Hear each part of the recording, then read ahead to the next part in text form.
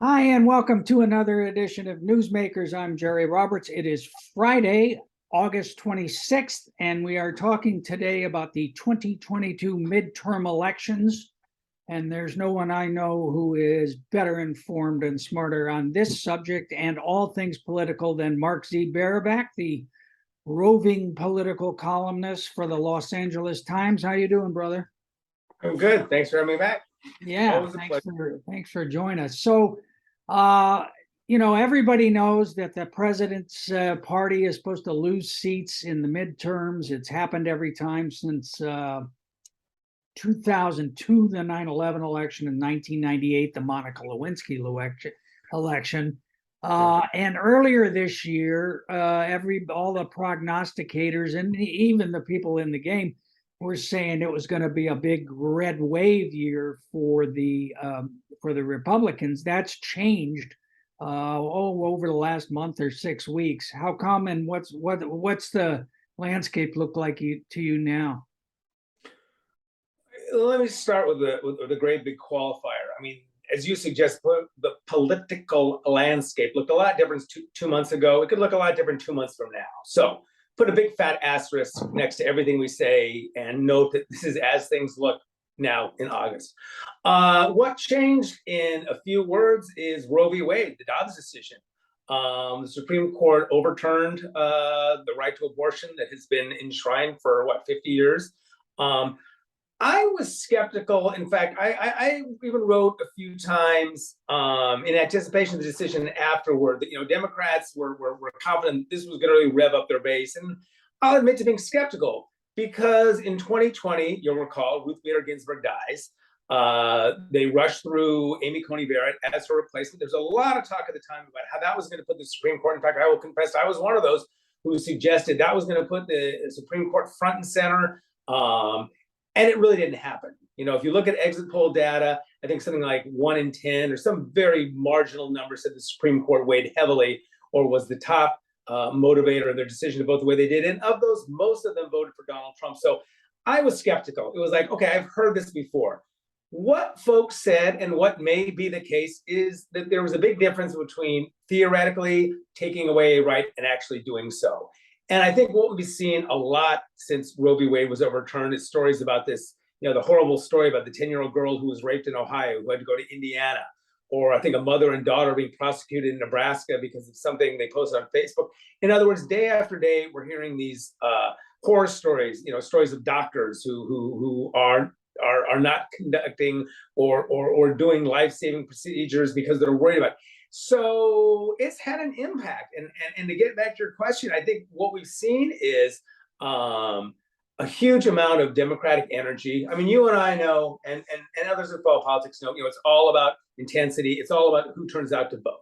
And typically, as you suggest, what happens in midterms is, the party out of power is pissed off, they're motivated.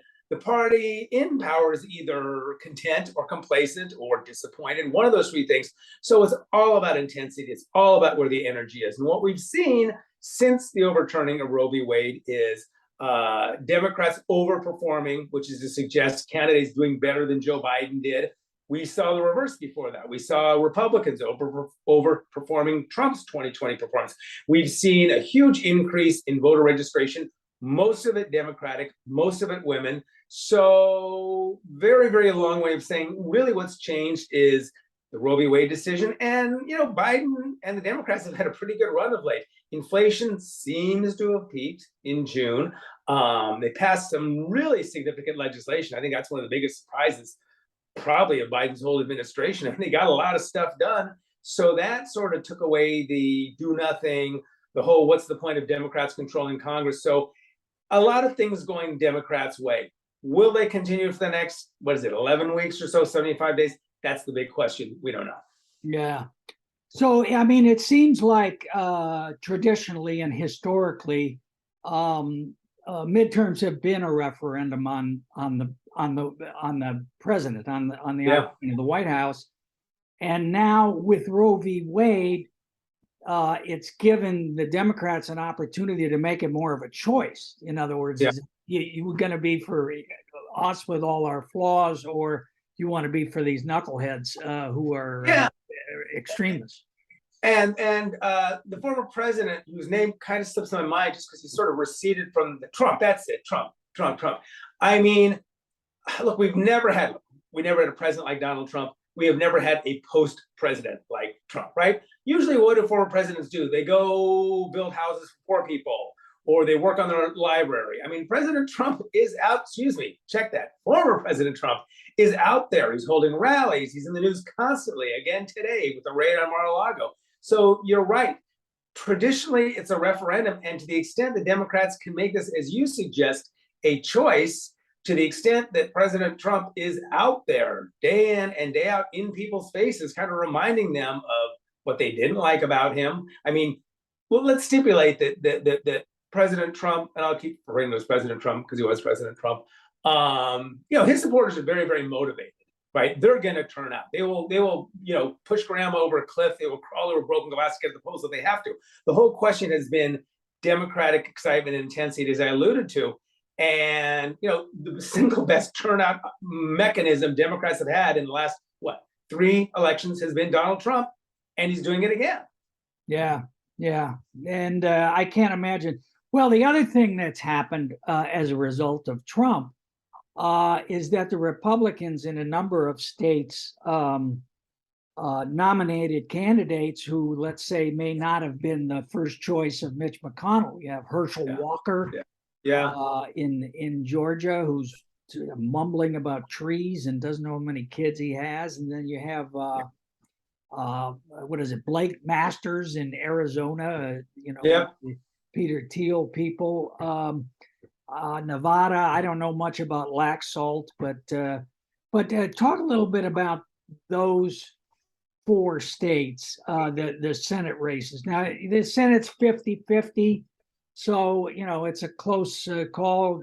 You only need to net 1 to hang on if you're the Democrats with Kamala Harris, the Dan Quayle of the Democratic Party there to break a tie. But people want to pay attention to this closely. It's Georgia, Nevada, Arizona, New Hampshire. Take them in any order you want, and give me your 60-second rundown. Sure. Let me take a step back. I mean, the millions of people in the television audience, raise your hand if the names Christine O'Donnell, Ken Buck, Todd Aiken mean anything to you. The point being, Republicans won, I think it was 63 seats in 2010. They won, 40 more, or just a huge number in 2014, but they didn't take back the Senate. Why? Because Republicans nominated a bunch of candidates who were just too out there, the ones that I mentioned. And as you suggest, Trump has had this enormous impact by basically supporting candidates based on not their electability. In the case of Mehmet Oz in Pennsylvania, it's, hey, he's a TV personality. In other instances, it's, hey, Herschel Walker. Oh, I remember him from his days with the Washington Generals and WFL. So Trump was endorsing people. It was pure vanity. It was not a political calculation. And so I'm not, again, making any kind of predictions, but you have candidates who are now, in Georgia, in Arizona, especially in New Hampshire, this crazy guy who's talking about Confederate symbols. The general. Yeah, Confederate symbols being signs of hope. Just these crazy, crazy people who, are really making it difficult for Republicans to win. I'm not going to say it can't happen, but they're making it awfully, awfully tough. And it's the reason why, as we sit here today, I think it is more likely than not Republicans win control of the House. I think it is 50-50 at best, maybe 55-45. The Democrats hang on to the Senate for that very reason, quality of candidates. Yeah. And then, you got the sort of first tier, the Democrats got to hold those. Then you mentioned Mehmet Oz, Dr. Oz in Pennsylvania, who actually apparently lives in New Jersey, and Turkey as well, against this guy, John Fetterman, who's kind of a singular personality, had a stroke. No, but he's winning like 6-8 points, something like that, on various polls we've seen. Wisconsin, you got Senator Ron Johnson, who's been all in on the stop the steal and all kinds of stuff, but he's running against Henry. Stop. He's running against a very progressive left guy, a Mandela Barnes. So that one's probably a toss-up. And then in Ohio, the great J.D. Vance, another Trump guy, but Ohio's tough. I think it used to be, when we were coming up, it was always the swing state, but Ohio's pretty red now. Swing state with of the industrial battlegrounds, quote, Michigan, Wisconsin, Pennsylvania, Ohio. Ohio is always the most Republican leaning of them. I mean, look, all those races are closer than I think Republicans would like them to be. I mean, Ohio is competitive. Wisconsin is competitive. Ron Johnson has a history of polling very poorly and then winning. So I don't think, chickens and counting and hatch, and all that sort of stuff. But all that said, things are right now a little too close for Republicans' comfort. And, Republicans are actually having some money problems. They've canceled some ads. I'm talking about on the Senate side. Some interesting reporting about, Trump is sitting on something like $100 million. He's raising all this money, which, surprise, he's keeping for himself and not spreading around to help Republicans win back Congress. So, it's been a very interesting summer and one where Democrats, I think, started on. I think I did a column not long ago saying, their feelings range from bad to awful to curled up in the fetal position. I still consider losing the House, I don't see any way you can look at it and say that would not be a setback. But I think Democrats are feeling a lot better, much, much better than they were, as you suggest, even just a few weeks ago. Yeah, well, let's talk about the House because, a couple of months ago, speaking of counting your chickens, Kevin McCarthy, the minority leader from Bakersfield, was kind of measuring the drapes, not to mix a metaphor, that he was going to be the speaker. So what, the Reefs need to net 5 seats in the House to get a majority? And it looks like, just on the natural, if you just look at the numbers, they should pick up at least 4 just based on redistricting and reapportionment. And it's worth mentioning that because, Republicans did a very, very aggressive and blatant gerrymander in Florida. They did the same thing in Ohio. Democrats tried to do it in New York, but a judge struck it down. So we'd be having a very, very different discussion right now. We would be talking about a much better chance of Democrats hang on to the House had Florida not been gerrymandered the way it was, had Ohio. In fact, it's interesting and pretty cynical. Ohio voters were so upset and unhappy with the way lines had been gerrymandered before, they passed a ballot measure making fairness and competitiveness. I know Henry's quite upset about it. He is. I know, Henry. Calm down, Henry. There's a lot of people. There are a lot of people who are upset about it, Henry. You're not the only one. Anyhow. I've had the dog, just parent that I had the dog 2 years. He still barks at my wife. So I don't know. Well, Linda, Ohio, he's got a hair trigger. Anyhow, but the thing is, it was very, very cynical because voters passed this ballot measure, went to court. Democrats won all these decisions. But basically, what Republicans did, they just stalled until it was too late. So they're running the elections under the old lines. So again, shouldn't underestimate the impact of gerrymandering because they said, the difference between, Republicans need to pick up just, getting 4 of the 5 they need versus a much more competitive map. So again, maybe premature, but I think it's exceedingly likely that the next time you have me on the show for cleanup or whatever, we'll be talking about Speaker McCarthy after November. Well, as often happens when we're looking at midterms and House seats, California is going to play a big part. You had a column from the San Joaquin Valley recently about an open seat. You don't really think of that as Democratic territory, but what's going on there? Well, what you have is a new district as a result of, California lost a seat. We rejigger our lines by commission, right? A nonpartisan commission that, didn't gerrymander. I mean, look, if Democrats had the opportunity to gerrymander, in fact, it's interesting to step back. I mean, you and I are both old enough to remember when California just didn't matter, right? There was the infamous handshake deal. I think it was after the 2000 census where basically Democrats and Republicans cut a deal and said, we're going to protect our incumbents. And, remarkably, we think like 500 congressional elections that whole decade, 1 seat changed partisan hands, right? So since that commission has come along, California has become really a hotbed of competition. As you suggest, there's 4 or 5 seats that are quite competitive. There are a couple that are on the bubble. But I think California, I don't think control of the House is going to come down to California for the reasons we talked about. But the difference between Republicans picking up, just to throw out a number, 15 versus 20, 5 versus 10. I mean, California could be a what's the word I want? What's the word I want? Help me. It's like, when the wave comes, the breakwater or whatever thing out there on the harbor, right? If there's a Republican wave, California could be sort of the breakwater, whatever that gives Democrats a few seats to offset Republican gains elsewhere. And as a political matter, I mean, why it matters is with a Republican House, we're going to see what? Biden's going to be impeached. We're going to have 24/7 investigations of Hunter Biden. Dr. Fauci will be hauled before the court and so on. But if the Democrats control the Senate, you won't have a conviction, obviously. And Biden will be able to get some of his judges through anyway. But if Mitch is in there, he's not going to get any. Well, and the functionality too, in terms of, look, there'd be a big difference between Kevin McCarthy sitting on, let's say, a 30, 35, 40 seat margin versus 5 or 10 or 11 seats, right? Thus giving, it's like, look at the Israeli Knesset, right?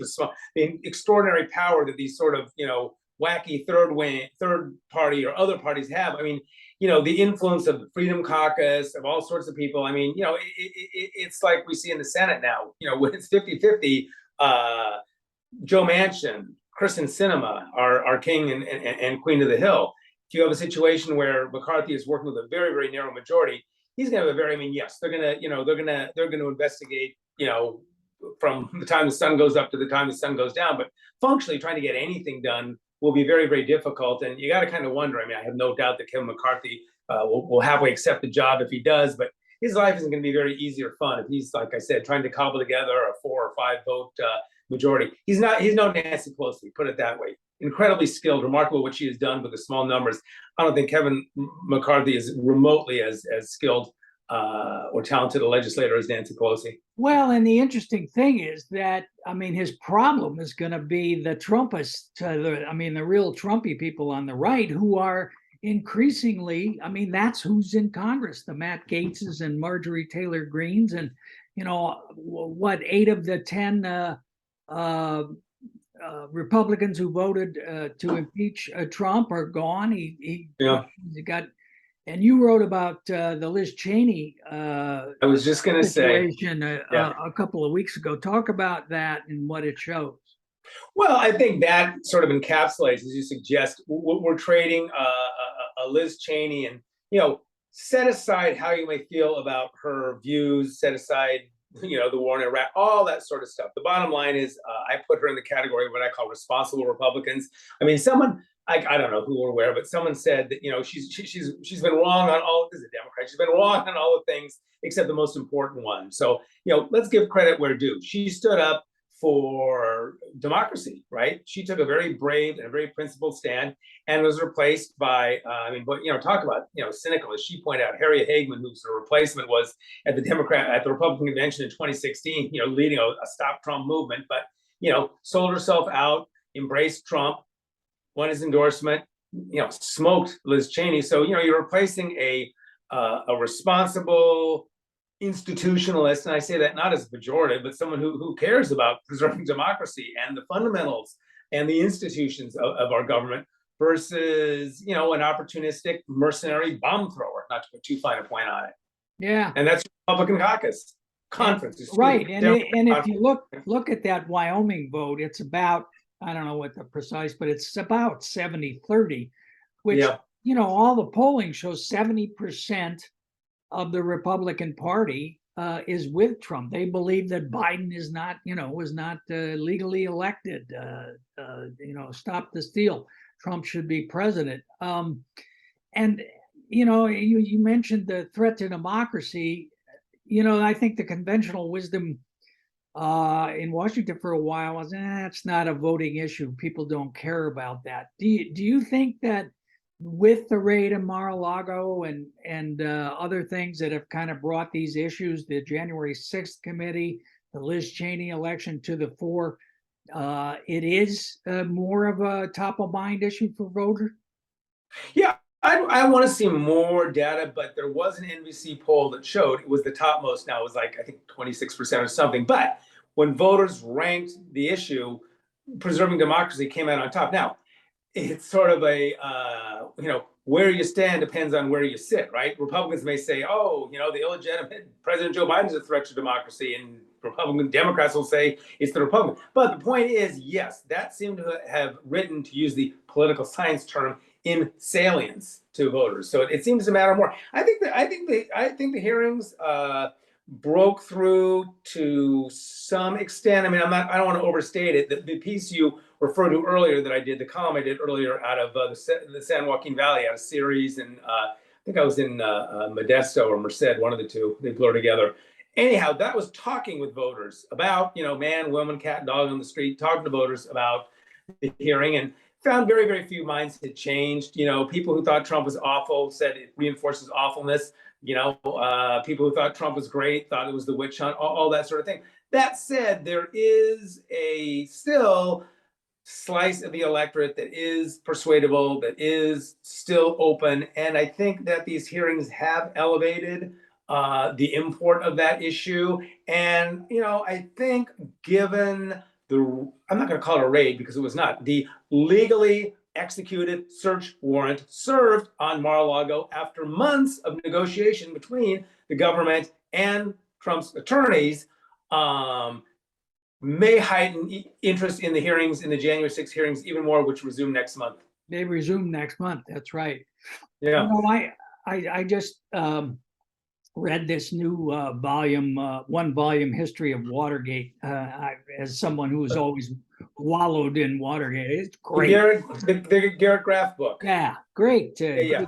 Great read. But you can't help but think about the stuff that Nixon did, and when it became public, Republicans, or many of them, tore their head. Oh, we can't do this. This is outrageous.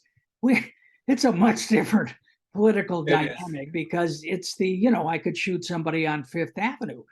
So even if he's found to have, nuclear secrets that he's peddling to the Saudis or whatever, I guess the affidavit is coming out today in the search warrant. Well, you know what?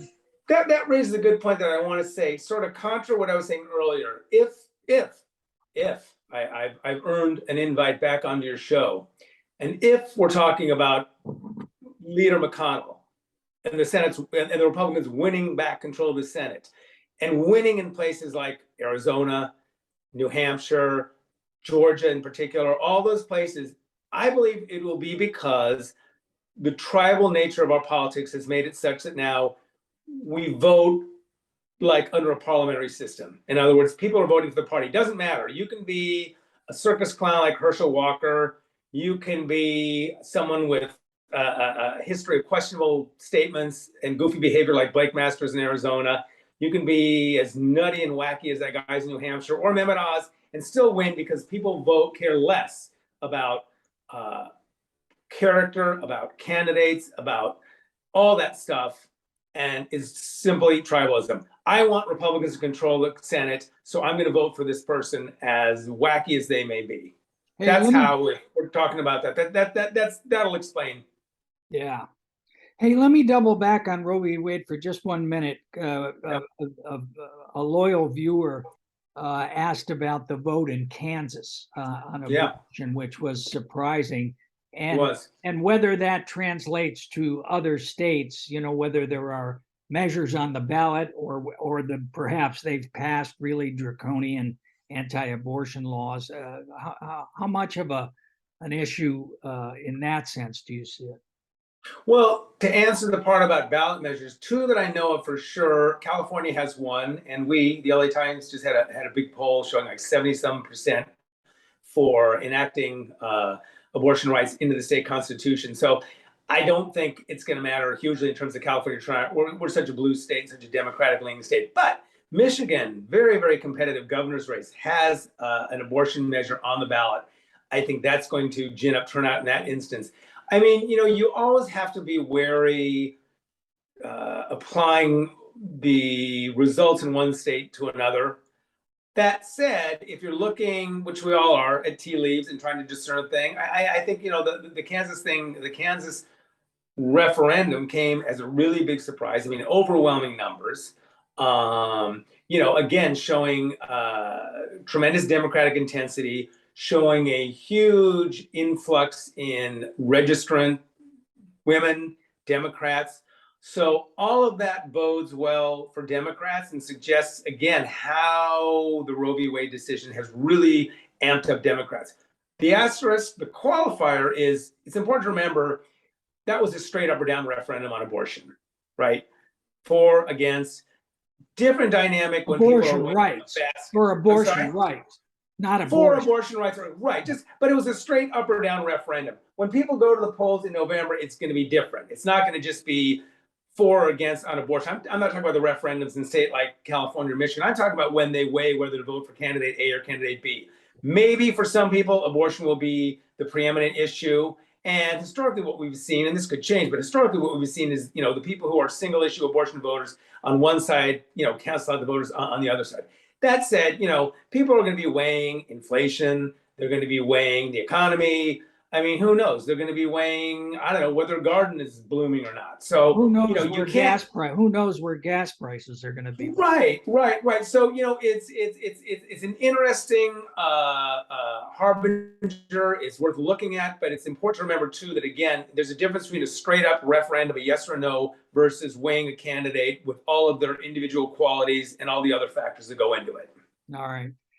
We got just a couple minutes left, and you've been so generous with your time, but I want to talk a little bit about California stuff. What is our governor up to? What is Gavin Newsom doing? He's donating $100,000 contributions to candidates in Florida, and he's putting ads on in Texas, trolling the governor there, and he's sending lurking on Trump's social media network. What's up with that?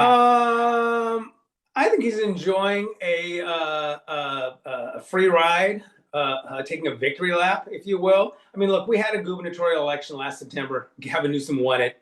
There's no contest to speak of in November. The recall. You're referencing the recall. Correct. I'm on the record, having written 2 or 3 columns. I'm convinced Gavin Newsom is not running for president in the sense of full-fledged candidate. I've said before, does he think he could be president? Would he like to be president? Sure. Is he stupid enough to take on Biden if Biden runs again? I don't think so. Is he stupid enough to take on Kamala Harris unless and until she were to stumble? I don't think so. So he's got a free ride. So he's going out and doing stuff. And you know what? It's as simple as this.